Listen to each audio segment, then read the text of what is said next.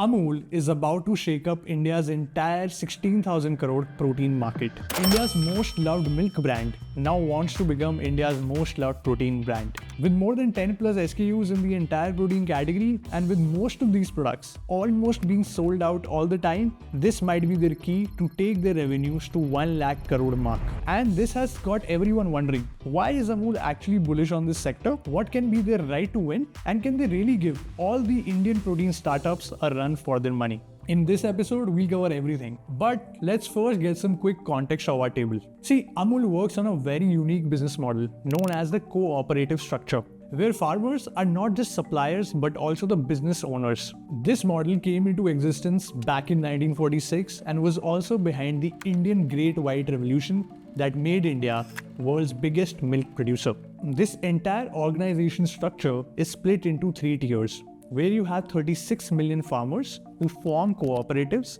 These cooperatives later form unions, and these unions eventually work under a federation called GCMMF. GCMMF is the entity that takes care of the entire distribution and selling for Amul's products. But let's get back to the question of why protein. See, if there's one thing we learned from Amul's story is that they have 2 mission statements. One is uplifting farmers as they give 80 paisa of each rupee earned back to farmers. And second is to provide high quality products to entire India. And Amul is clear that they want to do this by generating a great business and by being profitable. And that's why they know that the growth won't come from being only a dairy company, as there's a maximum cap of revenue they can earn from just selling milk products. For context, Amul's hero product has been their milk pouch for the longest time. So now Amul wants to look for more hero products in different categories. And they don't just enter categories, they literally disrupt categories by offering the highest quality products at the cheapest prices. Even in the protein category, they are coming with the most competitive prices.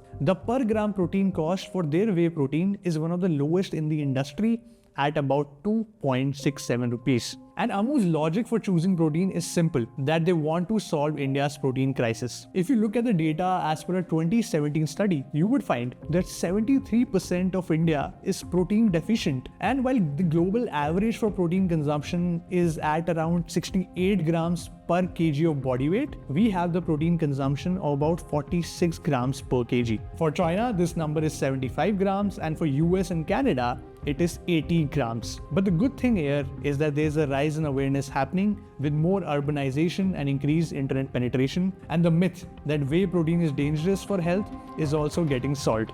As you can look on this chart, that protein consumption is expanding across various shapes and sizes. In the last 5 years, we have seen multiple successful brands coming in various product categories like Whole Truth, Yoga Bar, Muscle Blaze, Max Protein, Cosmix. In fact, protein is so hot right now that every FMCG player is also jumping into this category, either by launching their own products or by acquiring brands. And while all of this shows a great upside to the market, there's a big problem that is plaguing the market, which is that 70% of India's protein products are either mislabeled or contain toxins. But before we talk about Amul's right to win and what can actually be their moat, I want to share with you that if you're someone who is in a product, growth, marketing role, or even a founder cracking his first 10 million journey, you would definitely love the 4-week growth program by GrowthX. This is a program that we created to make sure that you learn the entire A to Z of growth. You'll understand everything about acquiring customers, onboarding customers, retaining them, monetizing them, and generating revenue. This program is taught by program directors who are legit built and led growth teams at companies like Cred and Razorpay. And not just that, it's a program where you get access to learn from CMOs, CTOs, and CBOs of India's top startups on weekly basis. So the link to explore the program is in the description. Now coming back to Amul. Look, let's first understand something about whey protein. That whey protein is a byproduct of the entire cheese or paneer making process. Look, if a company has to make paneer, it has to follow multiple steps. One is getting the milk from producers. Second is filtering. Third is heating it at high temperatures of up to 70 to 90 degrees Celsius. Then there's cooling. And then there is separation of milk into solid and liquid parts. The solid part is used for paneer or cheese, and the liquid part is whey. This liquid whey then gets converted into the whey protein powder that you and I consume after certain processing steps. Now, one great advantage that Amul has in the entire jazz is that it's the biggest producer of cheese and paneer in India. So essentially, they are also the sources of the raw material they need in the highest volume. For context, they make 20 lakh liters of liquid whey every day in this process of milk products. But why didn't Amul start selling whey protein to customers earlier? The answer to that is that they kind of did. That too back in 2009 when they opened a plant in Khatraj, Gujarat. However, instead of targeting consumers, they were targeting B2B clients and they were selling whey powder as a raw material to bakeries and other industries. However, they were not selling whey protein in the exact final processed form. They were selling it to their clients in a certain level of processing. This was called DM40, where DM refers to demineralization, which is a process of removing certain salts from whey. By the way, if you go to IndiaMart, you will find multiple pics like these.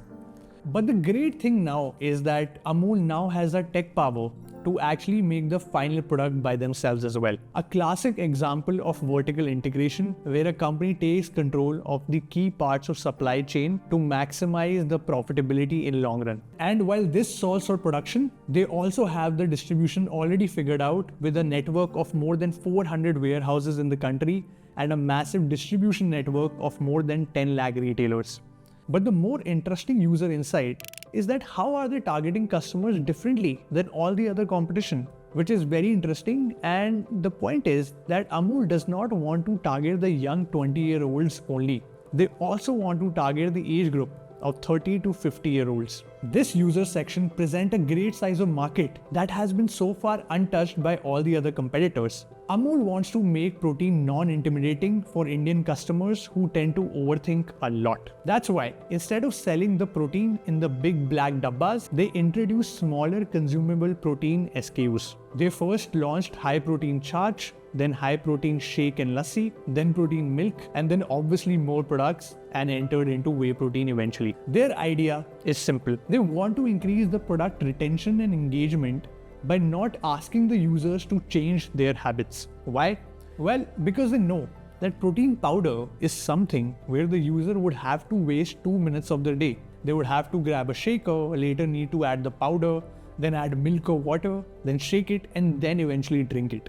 Instead, it'll be easier for the users to use one Tetra pack of lassi or protein milk, where these customers will get as much protein as they would have got from one scoop of whey powder. And this happens smartly without any change in habits because these customers are anyway using Amul's dahi, lassi or milk in their daily routine. In fact, that's why, interestingly, Amul is not selling one small packet of protein milk or lassi individually. They are selling the entire 30 packs together so that the customer knows what they're getting into, and customers are also taking the effort to develop a habit. And as Amul's protein products become part of their habit, and as these users drink these products every day, because obviously these products have a shelf life, right? They can get expired. These users would eventually become a repeat customer for Amul. This insight is very deep because it comes from having a deep understanding of how your core customers are behaving. By the way, this is something we teach in the acquisition model too in the first week of GrowthX program. Amul is using a unique DTC approach for the very first time. They are selling most of these products online through their own website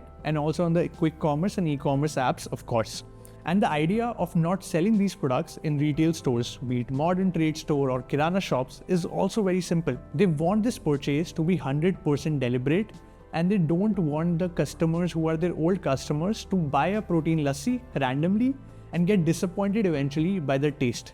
That's why they are not distributing these products to the current network of retail stores, because they first want the customers to get educated and aware about it. By the way, this DTC approach will be very interesting as now they will have access to great data of all customers who are purchasing these products, something which they did not have earlier and never focused on. And obviously, once this D2C approach reaches its cap, Amul will start using its 1 million retail store network to reach out to more and more people. And it'll be very interesting to see how it goes. So these were all the insights that shows a big sign that Amul can actually be a market leader in this emerging category. If you learned something from this video, do let us know in the comments. And if you like this one, you would definitely love the last video we did on Pine Labs. I will see you in the next one. Ciao.